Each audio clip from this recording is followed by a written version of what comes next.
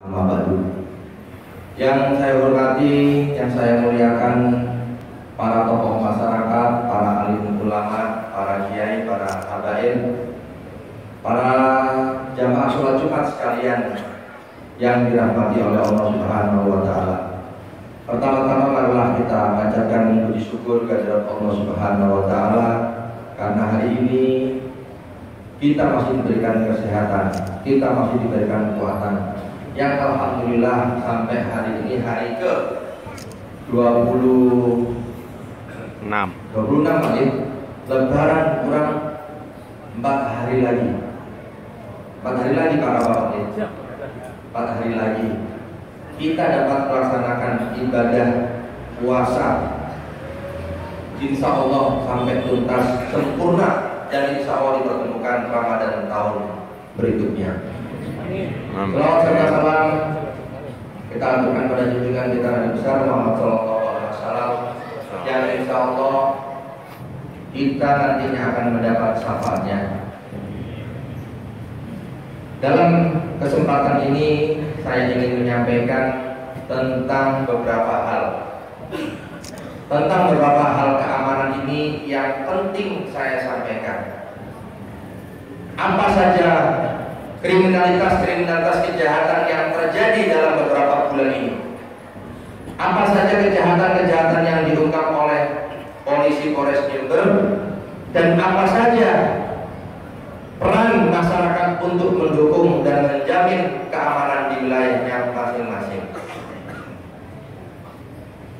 Beberapa waktu yang lalu Polres Jember mengungkap uang palsu 13 miliar. Peredaran uang palsu sampai detik ini di Jember masih ada, terutama nanti pada saat menjelang atau sekarang ini menjelang hari raya. Saya berpesan kepada bapak-bapak semua, adik-adik, untuk apabila ada uang palsu agar melaporkan, dan jangan terjebak apabila ada tawaran-tawaran untuk menggandakan uang dalam bentuk berapapun, atau tawaran-tawaran menukarkan uang 1 juta dikasih uang palsu 2 juta. Hukumannya sangat berat. Kemarin divonis 19 tahun pelakunya. Dan itu penyuapan terbesar sepanjang sejarah. Yang kedua adalah kasus-kasus yang menjadi atensi, yaitu kasus narkoba. Polres Jember adalah salah satu polres yang termasuk juara nomor 1 bulan kemarin ungkap narkoba terbesar di Jawa Timur. Tentunya kita patut bangga bahwa Polres Jember dapat mengungkap narkoba dalam jumlah yang besar. Tapi di sisi lain, berarti di wilayah hukum Polres Jember ini atau Kabupaten Jember, pengguna narkobanya cukup banyak. Ditambah lagi saat ini anak-anak muda yang notabene adalah anak-anak kita, adik-adik kita, minum minuman oplosan, mabuk dengan dicampur alkohol sama keriting deng maupun kuku pipa, dan alkoholnya pun beli di apotek. Ini sangat berbahaya sekali. Saya keras perintahkan kepada anggota untuk tangkap anak-anak yang seperti itu, panggil orang tuanya, termasuk panggil kiainya. Jadi kalau wilayah Tanjung nanti Pak Yai yang dipanggil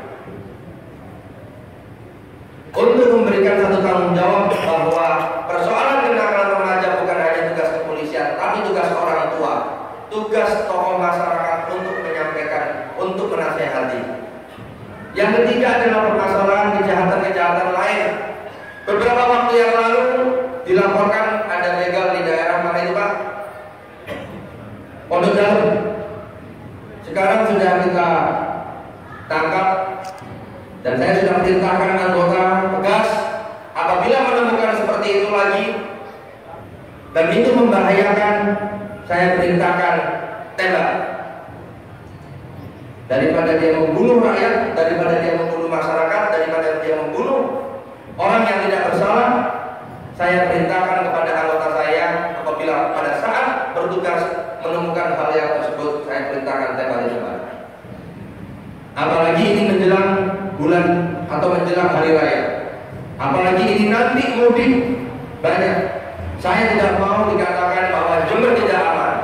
Apa yang disampaikan khotib tadi, bahwa untuk kita bersolawat, untuk kita beribadah, untuk kita bersolat dengan tenang, kuncinya adalah aman. Bagaimana aman? Itu adalah bagian dari iman. Bagaimana kita mewujudkan baldatun thayyibatun wa rabbun ghafur? Yang saya singgung sedikit tadi, khotib mengatakan bahwa bagaimana pada saat bulan Ramadan ini kita mampu menjadikan ilmu-ilmu yang kita punya menjadi ilmu yang bermanfaat, sehingga mampu faqad utiya khairan katsira. Betul Pak ya? Mohon maaf kalau saya salah Pak, karena saya bukan kiai tapi Kapolres. Itu yang masalah kejahatan-kejahatan. Ini yang masalah lain, curanmor. Masalah curanmor, saya ingatkan, ini mau puas, mau lebaran Pak, orang akan gampang melakukan tindakan-tindakan kriminalitas karena ada kebutuhan. Saya ingatkan untuk tetap menjaga motornya, menjaga rumahnya, menjaga lingkungannya. Rumah-rumah yang ditinggal pada saat nanti mudik, tolong diamankan betul.